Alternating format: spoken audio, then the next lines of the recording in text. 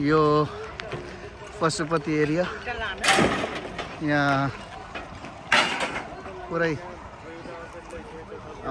पशुपतिको यो भित्र अहिले यो जेसीबी देख्ने बित्तिकै बालेनको जेसीबी हुन्छन्। यहाँ चाहिँ अहिले टुटेका इँटाहरू कलेक्सन गर्ने कामहरू भइरहेको छ। अनि यो कबडी रडहरू टिप्ने काम भइरहेछ। यहाँ धेरै यो पशुपति क्षेत्रभित्रको यो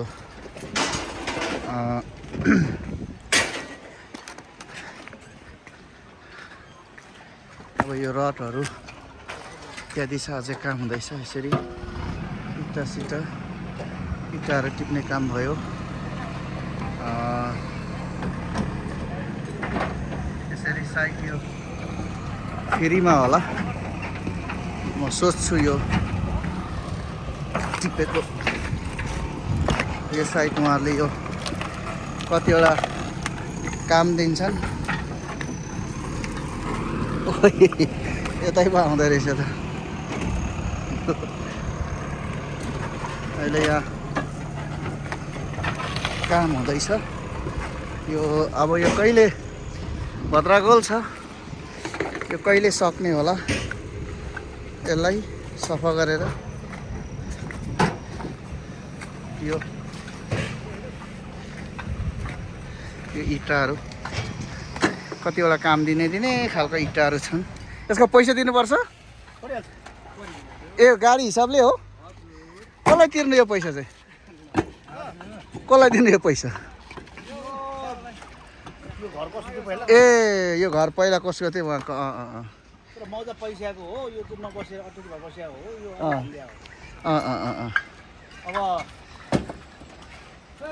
अनि ए यो घरले मजब दिएर भप्या हो? ए यसको क्षतिपूर्ति उहाँले पाइसक्नुभयो। अनि अहिले भत्कियो, तर इँटाहरू चाहिँ यसरी कलेक्ट गर्दा राम्रै रहेछ। अनि यहाँ बोट बिरुवा त जोगाएको छ। यो आँपको रुख रहेछ। यो चाहिँ के को रुखको चिनिनँ मैले। अनि यो अहिले यहाँनिर कलेक्ट गर्ने कामहरू सबैतिर काम भइरहेको छ।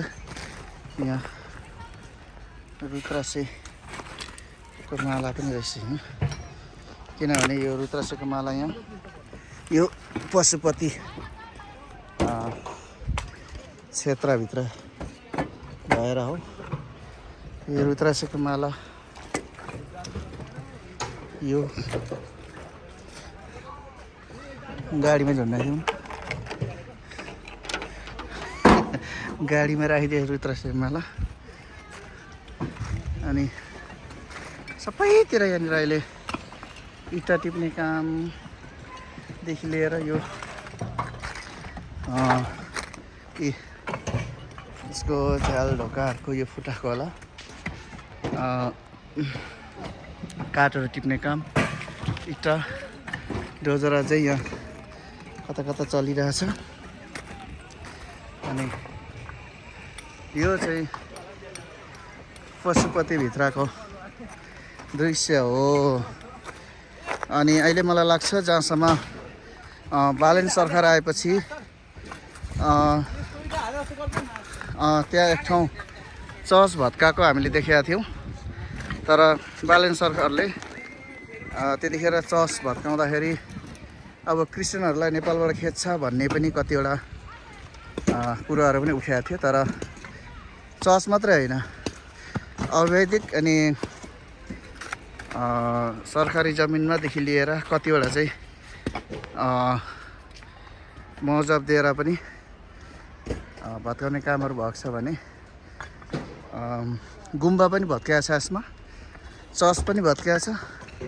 अनि यो पशुपतिभित्र धेरै ठाउँ मन्दिर पनि भत्काएको छ। अनि अब यो विकासको लागि नि हो, यति नभत्किकन विकास हुँदैन।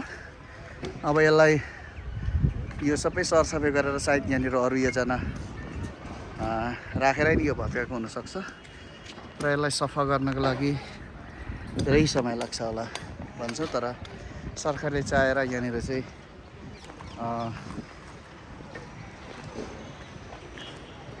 सरकारले यहाँनिर जनशक्तिहरू पठायो गऱ्यो भने यो कुनै समय पनि लाग्दैन। यहाँनिर हेर्नुहोस् काम हुँदैछ, जेसिबीले चाहिँ सोल्ने कामहरू भइरहेको छ अनि सुरक्षाकर्मीहरूदेखि लिएर उता पल्लोपट्टि पुलिसहरू पनि बसेका छ। हामीले सुरुमा बालेन सरकारले चर्च भत्कायो भन्ने कुराहरू उठाएको थियो, तर गुम्बा चर्च इत्यादि जो चाहिँ क्राइम एरियाभन्दा बाहिर छ, त्यो जो चाहिँ सरकारी नियमभन्दा नियम मिचेको छ, त्यस्ता कुराहरूलाई बालेन सरकारले चर्च मात्रै नभएर मन्दिर गुम्बा सबै कुराहरू हटाउने कामहरू भइरहेको छ। अनि यहाँनिर जेसिबीले काम हुँदैछ, अब इँटा टिप्ने काम, कबरी टिप्ने कामहरू, फलामहरू टिप्ने काम भइरहेको छ। यो चाहिँ पशुपति क्षेत्रको हो।